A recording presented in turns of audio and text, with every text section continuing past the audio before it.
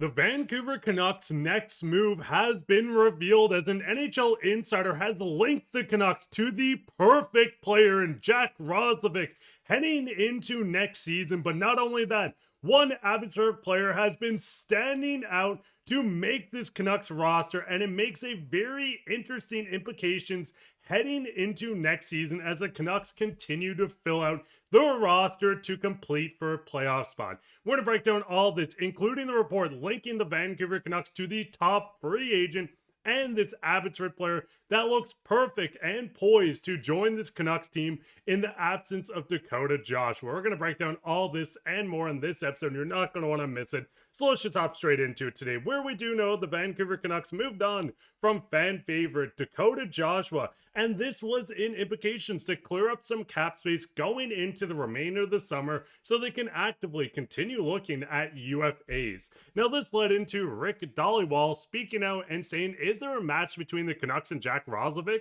There has been talks with the Canucks and his camp. Now we know Roslovic is a player that I have spoke on recently. That's Jim, that's not Roslovic. But we know this is a player that could fit in within this Canucks team and add a lot of elements. Now we're going to touch on one more free agent and Linus Karlsson a little later. But before we get into that, Roslovic could come in on a contract looking at 3, 2, or 1 years. We have a stat graph from ScotiaStat where they do project him on a 4.2 3-year deal, but I do expect the Canucks to look at maybe a shorter term on a 2 or 1 year on a roughly 2.7 or 3.8. Now, Roslovic scored 39 points last year with the Carolina Hurricanes, putting up a very good season and a 20-goal season at that. The second time in his career putting up 20 goals. He did it with the Columbus Blue Jackets, joining the Carolina Hurricanes after playing with the New York Rangers. We've seen him score 22 goals, 39 points,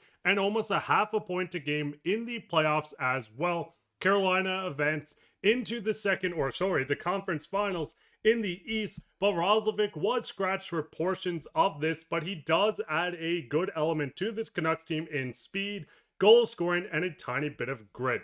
Now, going in to look at Roslovic, we can see his ice time was just shy of 14 minutes. He did play a lot of time over the 81 games, but not a lot when you're comparing to players in the league getting 15 to 16 minutes. He doesn't throw the most hits, but still a very good shooting percentage at 16%. A little bit of a high one after down years with the New York Rangers, Columbus ending off. So a nice bounce back here from Roslovic, and I think this is where the Vancouver Canucks have the perfect opportunity to replace Dakota Joshua with a more speedy player that has scored 20 goals twice. Yes, you're hoping for a back-to-back 20-goal season that Roslovic has not done in his NHL career yet, but going into the playoffs, Roslovic is someone that can play a bit of faceoffs as well. Over 9 games, 56.9%. On the dot, he lost 44, 158. Roslovic could slide in on that third line center position if Teddy Blueger is shipped out to clear up more cap space as the Canucks continue their quest to find the second line center.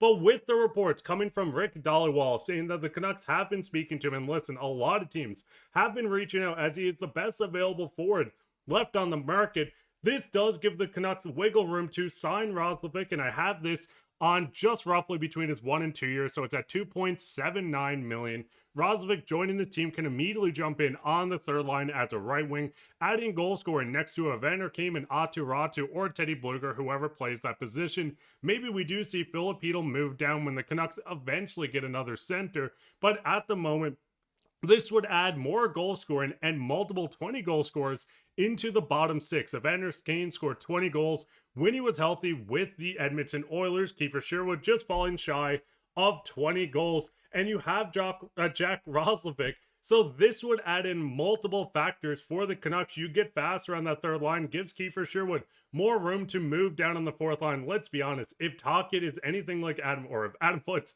anything like Tocchet, Kiefer Sherwood's going to be all over this line, probably getting double shifted, throwing hits as well. But what are you guys' thoughts on the fit between Jack Roslovic and the Vancouver Canucks? We're not done this episode, so don't tune out yet. But do you think this is the perfect fit? Do you hope the Vancouver Canucks can go out and get Roslovic, try him at third line center? He's not going to be the answer at the second line center position, but he does add a lot of value to this team, and it seems the Canucks are reaching out and trying to see if they can get something worked out. But that slides straight into, with signing Roslovic, you would have 1.3 million in cap space. You still have wiggle room. You can call people up. You can still someone down. But if you wanted to save more cap, Linus Karlsson is a very good option and a sneaky good option that could stay with this Canucks team for the majority of the year. Now, we spoke on Linus Karlsson, outstanding Calder Cup playoffs, 14 goals, 26 points, leading the Calder Cup playoffs in goals, in Abbotsford's advancement to winning the Cup as well. But Linus Karlsson is someone that could slide into this spot where we're projecting Jack Roslovic to play in. You could bring him on in a cheaper contract. You can see him at the bottom of the screen, $775K on a one-year deal. You can slide him into this lineup, giving the Canucks even more room to work out a contract. I mean, if you want to move out Filip Hronek, you have the $3 million from Dakota Joshua. You're looking at almost a $8 million player that you can fit at the center position. Listen, I know JT Miller makes roughly that, but they're not going to trade back for him. But would you rather see a guy like Linus Karlsson slide into this lineup, or would you rather a new face in Jack Roslovic? Sorry about that, my coffee's not going down well. Would you rather a guy like Jack Roslovic within this lineup? And the Canucks have even more options where there is another free agent, and listen, a very big career year, topping off any other season he's ever had. Joel Kiviranta is another option the Canucks can go out, recently signs with the Colorado Avalanche, putting up a career high in 16 goals, 23 points. His shooting percentages were a bit wild compared to his other years. As you can see, 16 goals compared to his career high of, what was it before that, 8 goals. But still, a very good option to add. When playing with the Dallas Stars, he actually scored a Game 7 hat-trick at one point as well. So he has a bit of cold blood when going into the playoffs, but I do expect the Canucks to actively look at every single option now that they actually have the flexibility to do this.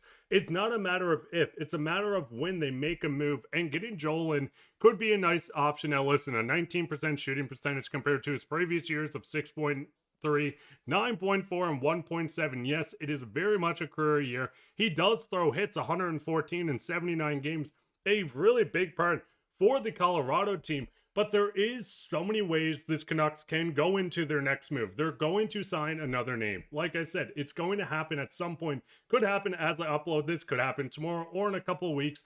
There is a name coming up that they're going to end up signing. And not only that, this management group, and a little teaser for tomorrow's video, they're actively still looking at that second line center position as they try to get this team geared up and ready going into next season to compete and go for a Stanley Cup once again. But Canucks fans, what's your thoughts on this? What are your thoughts on them being linked to Jack Roslovic, to the point the Canucks have been talking to his camp, trying to figure out their ways they can make something work? What are your thoughts on Linus Karlsson probably coming in on this Canucks team? And would you rather see him come on to this team as a fourth or third line center, or would you rather them go out to get a free agent to come in like Joel, or maybe a guy like Roslovic? Let me know down below. While down there, leave a like, subscribe, share this with your friends. We'll be back with another episode, so keep your eye out for that. But Canucks fans, I hope you guys are enjoying your summer. It's been awesome. Weather's been great, so hopefully things are going to continue getting better for the Canucks, and we're here for the whole ride, so you don't want to miss any of that. But I've been your host, Mark. Bye, and take care, Canucks fans.